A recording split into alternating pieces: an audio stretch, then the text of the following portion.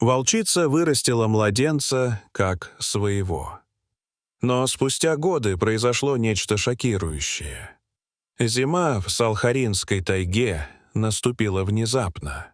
Снег выпал за одну ночь, засыпал дороги, и деревню Березовка полностью отрезала от остального мира. Мороз был очень сильным. Электричество часто отключалось, а запасы продуктов быстро подходили к концу. Жители деревни старались не выходить лишний раз из домов. Особенно трудно приходилось тем, кто жил один. Дарья, молодая женщина, осталась одна с грудным сыном по имени Артем. Ее муж уехал работать в другой город и не выходил на связь уже несколько недель. Они жили на окраине деревни, в старом доме. Сначала Дарья просто выглядела усталой, что было понятно. Маленький ребенок, холод, одиночество. Но вскоре соседи заметили, что она начала вести себя странно. Она стала разговаривать сама с собой, часто выглядывала в окно и, казалось, чего-то боялась. Она рассказывала, что по ночам слышит голос, который зовет ее из леса. Ей слышалось, будто кто-то зовет по имени или шепчет слова, хотя вокруг не было ни души. Люди подумали, что Дарья просто перенапряглась, что ей тяжело и нужна помощь. Но однажды ночью произошло непоправимое. Дарья завернула Артема в одеяло, накинула куртку и босиком вышла из дома. Она направилась прямо в сторону леса. Камера видеонаблюдения, установленная на складе, зафиксировала, как она идет по заснеженной тропе, а потом исчезает в белой мгле. Больше ее никто не видел до следующего дня. Утром люди начали поиски. Они нашли на снегу следы. Сначала 2 ряда — Дарьи и ребенка, потом только 1. Через какое-то расстояние — кровь, одеяло и отпечатки маленьких рук. Ребенка рядом не было. Люди поняли, что он пропал. Позже саму Дарью нашли в нескольких километрах от деревни. Она была жива, но обморожена. Она не помнила, как оказалась там, только повторяла: «Белый зверь, он унес его». Оказалось, ребенка действительно нашел зверь, но не медведь, как часто рассказывают в легендах, а волк. Большой, мощный, с серой шерстью. В этих краях его знали как Пепельного. Это был волк-одиночка, которого редко кто видел, но все уважали. Старики говорили, что он потерял своих детенышей весной, когда поводок разрушил его логово. С тех пор он жил один, без стаи, и часто появлялся возле ручьев и горных троп. Когда он набрел на малыша, тот уже почти не плакал. Он был замерзший, едва дышал. Волк поднес морду, принюхался, почувствовал запах крови, молока и слабого человеческого тепла.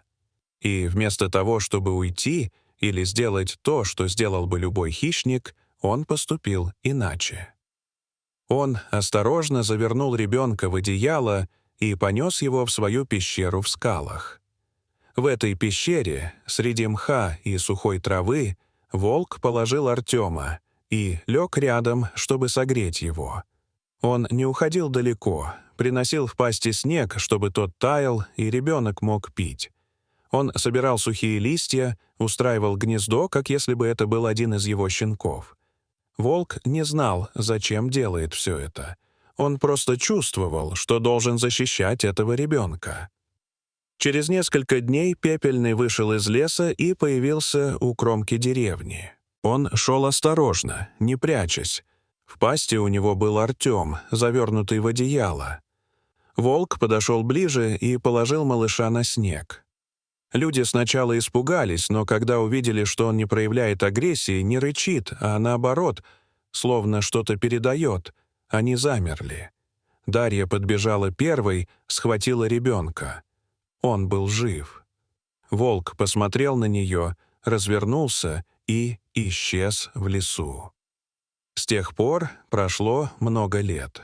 Артем рос, и с раннего возраста стало заметно, что он отличается от других детей. Он легко находил дорогу в лесу, знал, когда начнется снегопад, животные подходили к нему, не убегая. Он часто уходил в тайгу один и возвращался только вечером. Старики говорили, что у него осталась связь с лесом и тем волком, который его спас. Когда Артему исполнилось 12 лет, в тайге начали появляться браконьеры. Они ставили капканы, убивали животных, не разбирая, кто перед ними — волк, лиса или косуля. Однажды Артем ушел в лес и не вернулся. Его искали всю ночь, но не нашли. Он вернулся сам через 2 дня, усталый, грязный, с порезами на руках. Он рассказал, что нашел Пепельного, попавшего в огромный железный капкан. Волк был старый и уже почти не сопротивлялся. Артем пытался открыть капкан, когда услышал голоса. К ним шли браконьеры. Из леса неожиданно выбежал другой волк, молодой и крупный, и отвлек их. Артем тем временем сумел освободить Пепельного. Волк поднялся и ушел в чащу. Это была их последняя встреча. С тех пор Артем начал жить иначе. Он построил маленький деревянный домик у опушки и начал учить местных детей. Он рассказывал им, как различать следы животных, как не бояться леса и понимать его сигналы. Он говорил, что лес — это не просто деревья, а живое существо, которому тоже нужна защита. Через несколько лет появилась новая угроза.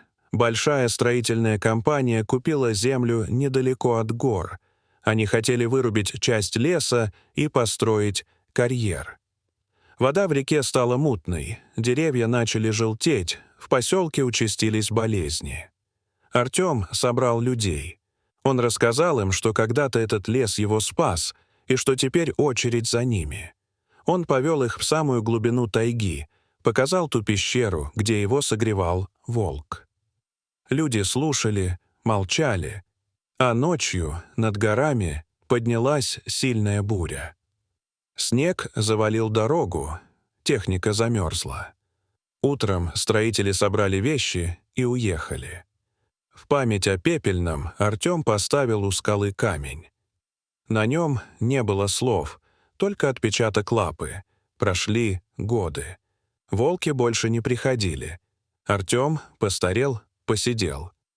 Но каждое утро он приходил к тому камню, садился рядом и просто сидел. Он знал, что лес живет, он не забывает. И если кто-нибудь когда-нибудь услышит вой среди ночи, не стоит пугаться. Это не угроза, это напоминание о том, что один волк когда-то спас одного мальчика. И эта история навсегда осталась в памяти леса. Дорогие зрители, что вы думаете об этой истории? Расскажите, пожалуйста, в комментариях. А если вам понравилось это видео, то ставьте лайк и подписывайтесь на наш канал. До свидания.